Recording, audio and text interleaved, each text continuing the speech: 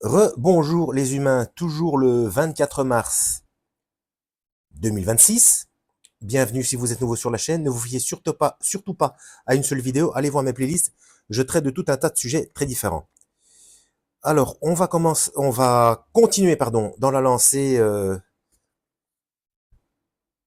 Victor Hugo parce que j'avais fermé le livre pour faire ma sieste et je me suis réveillé. Avant de faire mon café, j'ai jeté un œil, j'ai tourné à la page et ça continue. Donc, toujours concernant le gaspillage d'énergie et de ressources écologiques et naturelles. Hein. Alors, petite précision, si je n'oublie pas, chaque fois que je parle de Victor Hugo, ce sera mis dans ma playlist FM, playlist que je mettrai en description de cette vidéo. Alors pourquoi? Eh bien tout simplement parce que Victor Hugo faisait partie de l'Académie française. Je me suis un petit peu renseigné là. Le bâtiment déjà se suffit à lui-même. Hein.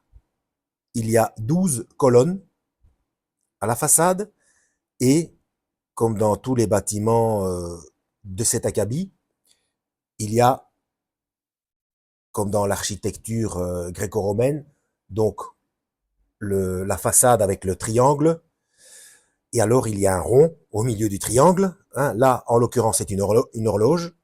Bon, après, que ce soit un œil de bœuf, une horloge ou quoi ou qu'est-ce, c'est bien delta et omicron, hein, d'accord.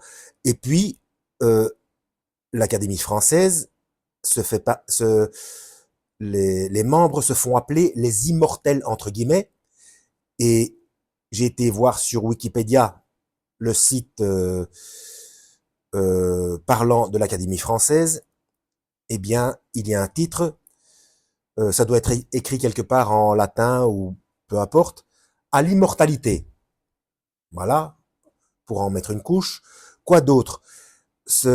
Donc Victor Hugo était anti-cléricaliste ou clérical, je sais pas comment est-ce qu'on dit, mais bon, peu importe. Alors que l'Académie française a été fondée par le cardinal de Richelieu. Donc, vous voyez, ça fait du ping-pong, hein, entre les camps. Donc on est toujours dans l'optique, dans la compréhension, dans la tentative de compréhension de la technique de l'opposition contrôlée. Hein. Euh, donc par le cardinal de Richelieu, sous, sous la demande par plusieurs lettres patentes, d'après ce que j'ai lu, de Louis XIII.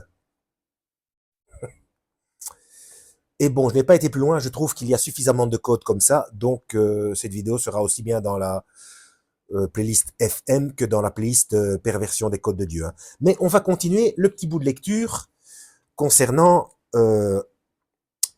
concernant l'écologie. Hein. Alors, le froment chinois, c'est toujours Victor Hugo qui parle. Hein. Et en fait, j'ai vu, il y a aussi Notre-Dame de Paris. En fait, dans ses différents ouvrages, il a écrit des poésies, etc. Tout un tas de. C'était un écrivain très très fécond. Hein. Euh, Apparemment, Notre-Dame de Paris, c'est un roman historique. Donc, il se base sur des. Donc, peut-être que Les Misérables, c'est aussi un roman historique, puisqu'il se base sur des choses aussi bien autobiographiques que qu'historiques. Donc, c'est peut-être ça la. Enfin, il me semble du coup que c'est ça la bonne appellation, roman historique. Et quand il parle de lui, forcément, il y a des bribes autobiographiques. Donc, on continue. Le froment chinois rend jusqu'à 120 fois la semence. Je suis dans Les Misérables. Hein. Il n'est aucun guano comparable en fertilité au détritus d'une capitale. Une grande ville est le plus puissant des cercoraires. Qu'est-ce que ça veut dire cercoraire? Je vais aller voir dans le dictionnaire, mais avant que j'oublie. Alors pourquoi il y a ce genre d'informations là-dedans? On est toujours, parce qu'à cette époque-là, il n'y avait pas la télévision. Eh bien, il explique qu'il y a eu plusieurs révolutions, des petites révolutions, donc 1789, puis 1832, puis 1830, notamment la Belgique aussi, hein, mais bon, il y a aussi des échauffourées en France. Bref, comme il n'y avait pas la télé et qu'il faut que tout se déroule selon le plan prévu, eh bien, il faut de l'opposition contrôlée. Donc, comme les gens ne pouvaient faire que lire, que ce soit des gazettes ou des romans, eh bien, les informations passaient par là. Peu importe le support. Ça servait de télévision, donc de journal télévisé, etc. Vous voyez ce que je veux dire? Donc, c'est pour ça qu'il y a des vérités, mais qui sont divulguées dans des buts bien précis. Alors, donc, une grande ville est le plus puissant des stercoraires. Bon, moi j'aime bien être clair. Si vous êtes des anciens de la chaîne, vous savez ce qui va se passer. Je vais mettre pause, je vais aller jeter un coup d'œil dans le dictionnaire. Hein. J'espère que ça ne va pas décaler le son de manière trop intense, trop exagérée. J'arrive. Ça y est, je l'ai. Il y a deux possibilités. Stercoraire, première définition, nom masculin, zoologique, oiseau marin de l'ordre des charadriiformes. Bon, là je vais pas aller voir. Hein. Voisin des mouettes, voilà, c'est plus clair. Au plumage généralement brun, qui se nourrit des proies prises en plein vol à d'autres oiseaux. Synonyme, lab, avec deux B. Stercoraire, deuxième définition, adjectif relatif aux excréments. A, sens figuré, excrémentiel répugnant. Biologique, qui se nourrit d'excréments, qui croît sur les excréments. Donc, du verbe croître et non pas croire. Donc voilà, c'est reparti. Donc une grande ville est le plus puissant des stercoraires. Employer la ville à fumer la plaine serait une réussite certaine.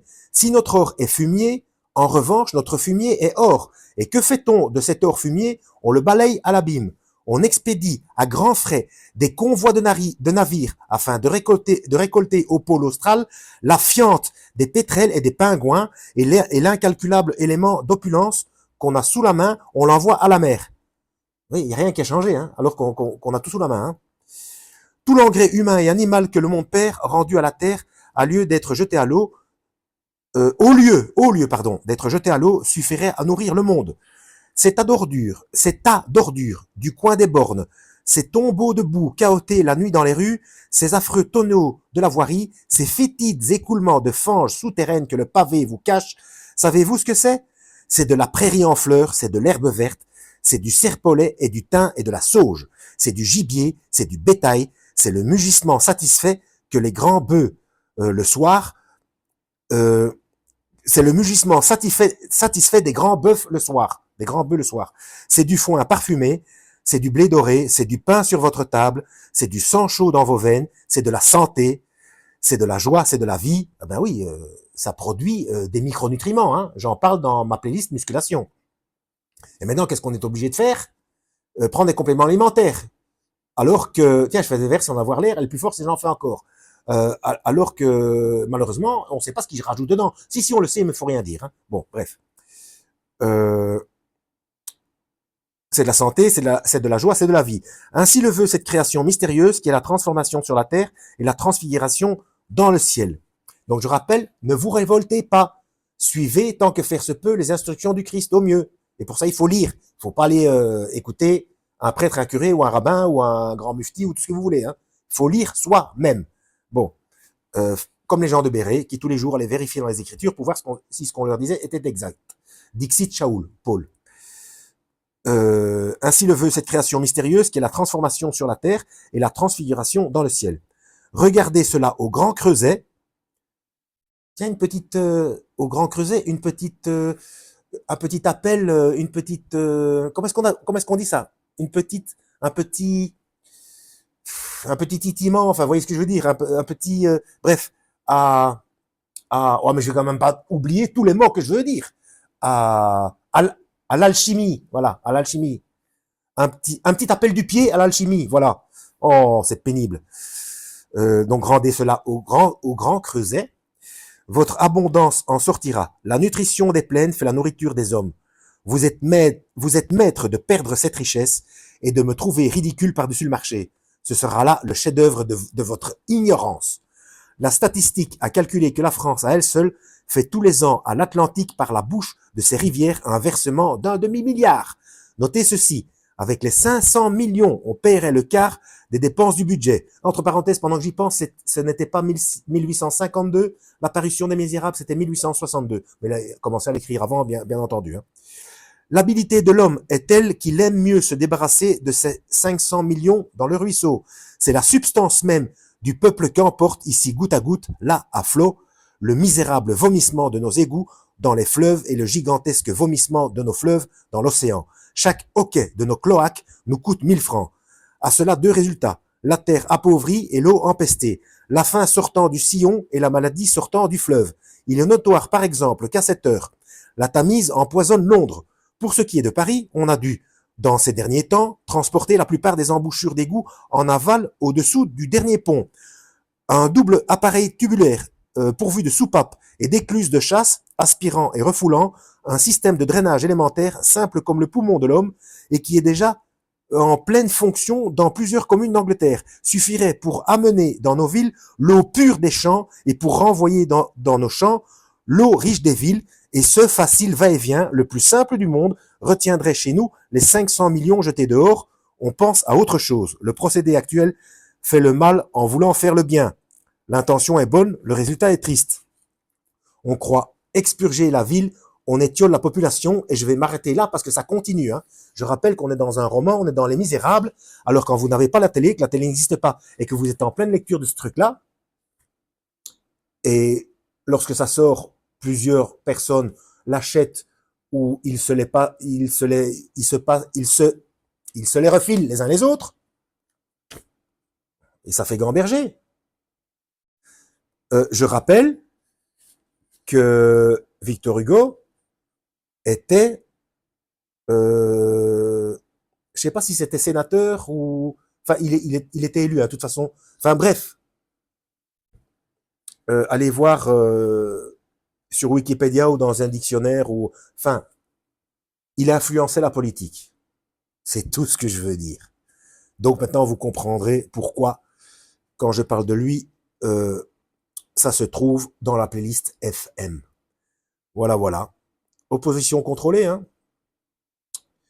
Tout simplement. Voilà, moi je vais me faire mon petit café, histoire de me calmer. Mais il faut les plaindre, hein, comme je le dis à chaque fois, il faut les plaindre. Lisez Matthieu 5, hein, après les béatitudes, hein, heureux ceux qui ont faim, soif de justice, etc. Après, c'est, enfin, il faut le lire aussi, hein, mais je veux dire, c'est après que, il me semble, enfin, pour ma part, c'est après les béatitudes, juste après que le Christ tape dans le dur. C'est là qu'il nous apprend à aller contre, que quand on ne le connaît pas, ce qu'il nous demande, c'est contre-intuitif. Ça va à l'encontre du réflexe humain. Et c'est pour ça qu'on a besoin de l'Esprit Saint. Voilà. En espérant avoir été utile, à la prochaine, lisez la Bible et que Yahweh vous guide.